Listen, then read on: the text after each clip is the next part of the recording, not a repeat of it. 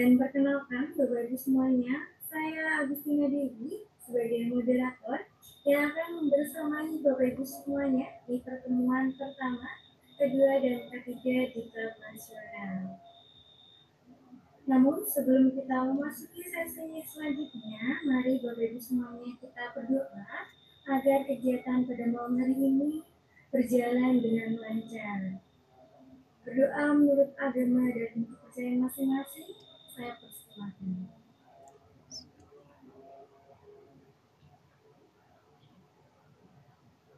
Berdoa mencukupkan.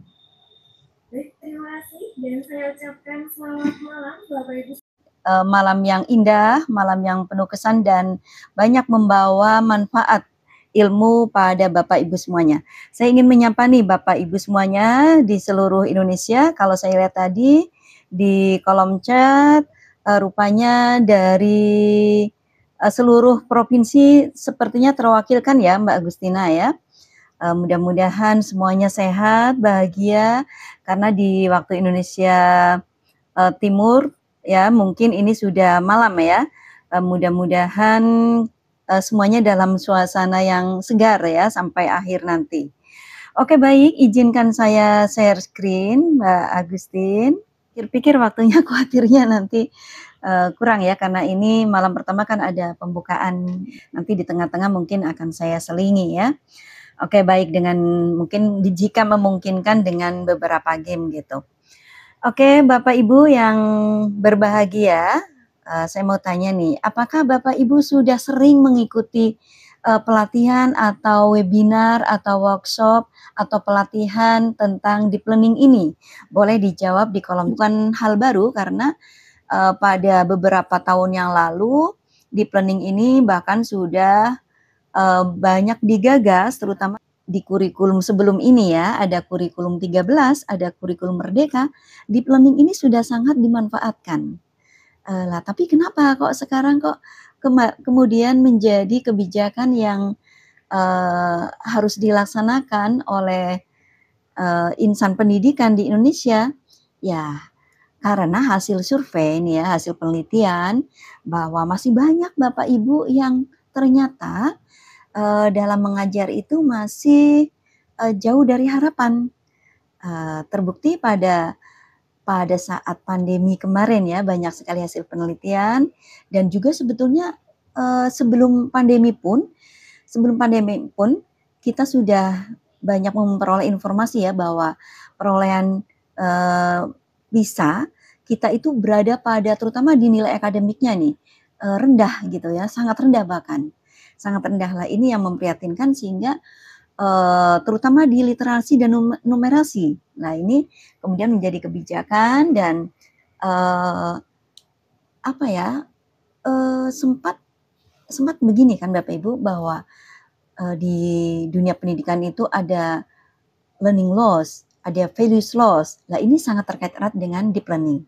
Nanti kita akan kaji mengapa kok deep learning ini kemudian dijadikan kebijakan oleh Kemdikdasmen gitu. Jadi deep learning ini Bapak Ibu merupakan sebuah pendekatan, bukan kurikulum ya, bukan nomenklatur kurikulum gitu. Ganti kurikulum, berarti kurikulumnya deep learning. Deep learning ini hanya sebuah pendekatan.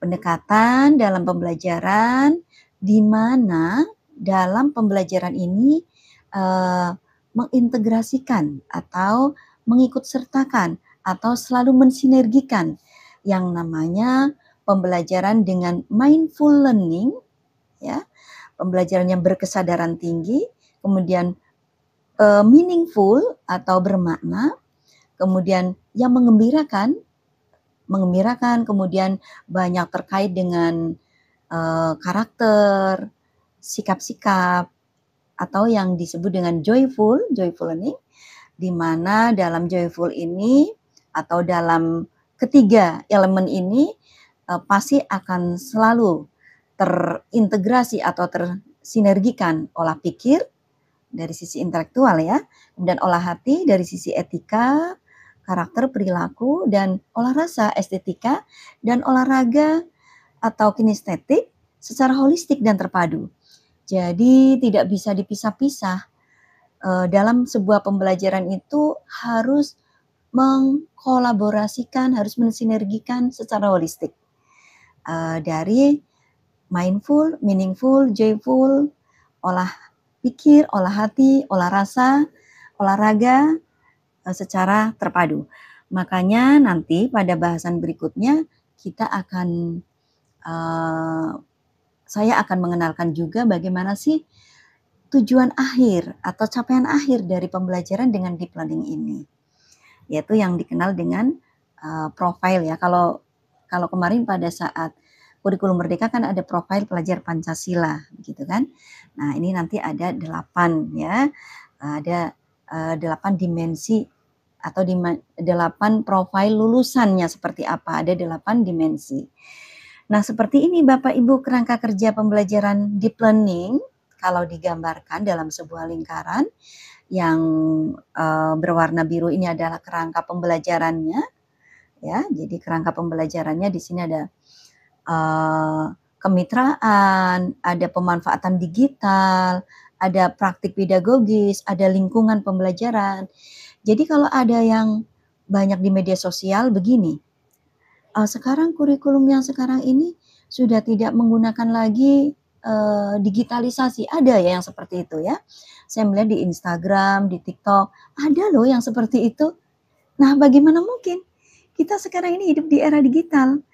Tidak mungkin ya kita lepas dari digitalisasi. Ada juga yang mengatakan PMM sudah tidak dipakai lagi. Nah, PMM masih dipakai Bapak Ibu karena kalau kita melihat PMM itu banyak sekali sebetulnya nilai-nilai positifnya. Bapak Ibu banyak menggali pembelajaran yang menginspirasi, kemudian pengalaman-pengalaman belajar atau pengalaman mengajar dari teman-teman di seluruh Indonesia. Banyak sekali manfaatnya. Nah, maka bagaimana mungkin kita lepas dari platform yang jelas-jelas sudah diakui ya, sudah diakui sebagai platform yang banyak sekali manfaatnya. Nah, di sini di belajar era digital juga tadi ya, pada saat pengenalan profil juga mengenalkan banyak sekali media-media atau platform dapat dimanfaatkan pada kehidupan sehari-hari. Nah, ini prinsip bermakna nih, meaningful ya. Kemudian bagaimana cara memperoleh yang tadi itu agar berkesadaran, bermakna, tentunya kan harus ada tool-tool ya kalau dalam bahasa aplikasi tool-tool gitu. Kalau dalam bahasa konvensional, paling tidak ada metode-metode yang mengantarkan kepada anak-anak agar memperoleh kesadaran tinggi dan bermakna. Agar pembelajarannya itu menggembirakan dan tidak sekedar menggembirakan tapi enjoy. Dia juga, anak-anak ini juga memiliki rasa empati, rasa kebersamaan, rasa apalagi ya, rasa memiliki kesadaran tentang ilmu, berarti cinta gitu ya, cinta ilmu gitu, cinta sesama, cinta lingkungan, dan seterusnya. Ini yang namanya joyful Bapak Ibu, joyful. Nah, untuk mengantarkan semua ini, yang berkesadaran, bermakna, menggembirakan, ini butuh sekali metode Bapak Ibu, teknik, metode, media. Nah ini yang nanti di hari kedua dan ketiga ini terutama nih, ini akan sangat berkorelasi Bapak Ibu. Jadi pembelajaran deep learning ini akan sangat berkepentingan dengan metode Bapak Ibu, metode, teknik, media. Maka kalau dalam konteks pembelajaran agama saya Islam itu ada yang namanya begini, at-thariqatu ahamu minal maddah. Metode itu sangat penting, lebih penting dari materi dalam konteks ini. Jadi Bapak Ibu akan mengantarkan materi ini menjadi deep, mendalam atau tidak kepada anak-anak ini banyak ditentukan oleh metode yang dipakai oleh Bapak Ibu. Jika metodenya biasa-biasa saja, mungkin tidak sampai pada tataran deep atau mendalam, tidak sampai pada tataran anak-anak bisa merefleksi, tidak bisa pada tataran anak-anak berkesadaran tinggi. tidak bisa anak-anak merasakan kebermanfaatannya, kebermaknaannya, dan anak-anak tidak enjoy. Nah, itu Bapak Ibu. Jadi harus ada prinsip itu, ya, sangat terkait erat dengan metode. Kemudian pada lingkaran berwarna putih ini Bapak Ibu, ini adalah yang diharapkan dari pembelajaran deep learning ini, profil lulusannya itu seperti ini, ada 8 Bapak Ibu. Jadi profil lulusan ini bertakwa, menjadi insan yang takwa. Segala sesuatu itu selalu dikoneksikan dengan nilai-nilai yang bersifat ilahiyah. Jadi hidup kita ini bukan sekedar di dunia ya, tapi apa yang akan diperoleh dari ilmu saat belajar itu harus terkoneksi untuk kehidupan yang abadi di akhirat. Nah ini semua mapel harus berorientasi pada ketakwaan Bapak Ibu. Bukan hanya mapel-mapel yang sifatnya normatif, tetapi semua mapel harus berkepentingan pada perolehan ilmu yang bermanfaat untuk kehidupan murid ini bukan hanya di dunia, ya. Jadi nilai-nilai ketakwaan ini harus selalu diinsersikan atau diintegrasikan dalam semua mata pelajaran. Kemudian penalaran kritis. Bapak Ibu pernah ya dulu pada saat kurikulum 13 ada istilah 4C, ya 4C kan? Critical thinking, kemudian creativity, collaboration, atau communication, 4C, ya. Di sini masih sangat terpakai Bapak Ibu, bahkan ini menjadi tujuan dari lulusan harus memiliki daya nalar yang tinggi, daya nalar kritis yang tinggi. Harus mampu bekerja sama, tidak egois begitu. Kemudian dia juga mampu berkomunikasi dengan baik, seperti itu. Dan juga collaboration, penalaran kritis, kreatif ya, kreatif. Jangan sampai profil lulusan ini menjadi anak-anak yang tidak kreatif. Saat ada musibah sedikit saja sudah lemah. Saat ada cobaan sedikit saja sudah lemah. Tidak memiliki regulasi diri yang kuat gitu ya. Jadi 4C ini sebetulnya sangat berpengaruh terhadap regulasi diri seseorang atau regulasi diri murid-murid. Kemudian ada kemandirian. Jika Bapak Ibu mengajarkan kepada anak-anak sampai pada tataran yang deep itu tadi, sampai pada anak-anak mampu berpikir bahwa kalau saya nggak belajar ini, akibatnya saya pasti nanti akan menjadi anak yang bodoh, anak yang lemah, anak yang tidak bisa hidup di era yang sekarang ini, tidak mampu beradaptasi. Nah, jika Bapak Ibu mampu sampai pada tataran itu, dijamin anak-anak pasti memiliki jiwa kemandirian yang kuat. Jiwa kemandirian yang kuat. Kemudian yang tidak ada nih di kurikulum sebelumnya nih kesehatan. Kesehatan ini sangat diperhatikan Bapak Ibu pada deep learning ini.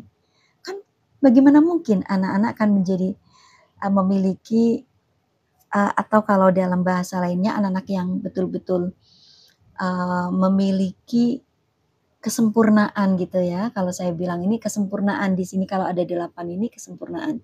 Tapi mereka lemah, tidak sehat baik fisik maupun mentalnya. Mudah terkena mental gitu ya. Kan tidak mungkin, maka dalam kebijakan sekarang ini ada gerakan makan siang gitu ya. Makan siang ini dalam rangka agar menjadi sehat anak-anak sekolah, anak-anak di usia sekolah. Terlepas dari pro kontra ya Bapak Ibu ya, tapi saya di sini akan menyampaikan kebijakannya seperti itu. Nah, itulah Bapak Ibu kerangka kerja pembelajaran yang mendalam. Jadi kalau dikatakan mendalam itu harus ada dalam kerangka ini Bapak Ibu. Seperti itu ya. Kemudian berikutnya, pembelajaran mendalam ini sebagai solusi Bapak Ibu. Sebagai solusi agar profil yang akan didapatkan atau dihasilkan nanti adalah profil lulusan 8 dimensi. Loh bagaimana dengan P5-nya Bapak Ibu, Bu Inung gitu ya. Ya, P5-nya merupakan bagian dari ini dong, bagian dari lulusan 8 dimensi. Kan 8 dimensi ini lebih luas, ya. Kalau bahasa lebih mudah itu sebetulnya ini, olah pikir, olah hati, olah rasa, olahraga gitu ya. Jadi saat anak-anak sekarang ini yang katanya banyak apa itu value loss, ada banyak nilai-nilai yang hilang gitu ya. Anak-anak tidak peka, anak-anak tidak tidak Di sekolah kami kan di yayasan kami terutama itu melarang anak-anak itu bermain musik. Nah, jadi pertanyaan itu Saya persilakan kepada Ibu-Ibu. Baik, terima kasih Ibu Eka. Bagus sekali ya pertanyaannya ya. Ini mewakili sekolah-sekolah yang mungkin melarang musik ya. Oke, baik. Jadi Bu Eka tidak perlu berkecil hati karena banyak sekali cara untuk membuat pembelajaran yang menyenangkan tanpa menggunakan musik. Saya mau tanya dulu nih, musik yang dimaksud di sini apakah yang berbentuk alat atau kita bernyanyi-nyanyi juga tidak boleh? Bu Eka. Ya, termasuk alat dan bernyanyi juga. Oke, baik ya. Oke, banyak sekali cara selain itu Bu Eka ya. Misalnya dengan permainan yang tidak melibatkan musik ya. Kan Bapak Ibu bisa misalnya menggunakan tepuk tangan atau apa begitu ya. Saya kira kalau itu masih dibolehkan ya. Misalnya kalau Ibu mengatakan tepuk 2, anak-anak balik kanan ya misalnya. Kalau Ibu tepuk 3, anak-anak loncat ya, misalnya begitu. Kalau Ibu tepuk banyak, anak-anak putar-putar ya, misalnya begitu Ibu. Contoh ya, itu contoh. Banyak sekali lah, tentunya banyak sekali.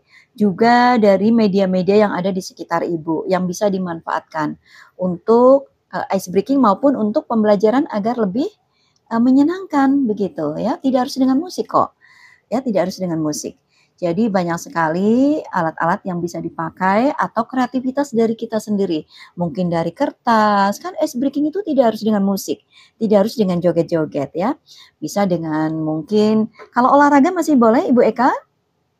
Olahraga dibolehkan? Boleh Bu. Nih apalagi olahraga dibolehkan. Bisa di planning ini dengan memanfaatkan olahraga misalnya ya. Di joyful learning itu kan ada ranah-ranah di mana anak-anak itu belajar dengan senang hati, dengan apalagi ada dimensi tadi kesehatan ya, agar sehat baik fisik maupun mental kan. Nah itu sangat bisa. Olahraga itu tidak harus olahraga yang seperti sepak bola atau apa ya. Ibu Eka bisa mengkreasi sendiri, misalnya dari bola pun tidak harus bola beneran, mungkin bola yang dibuat dari apa, kemudian anak-anak dipakai misalnya berbaris untuk mendapatkan materi dengan cara Ibu mungkin memberikan hitungan gitu ya, hitungan 1, 2, 3, saat saya berhenti, anak-anak langsung ya melempar bola misalnya, bolanya dilempar kemana, nah jatuhnya di siapa, langsung ambil materi misalnya. Itu contoh saja.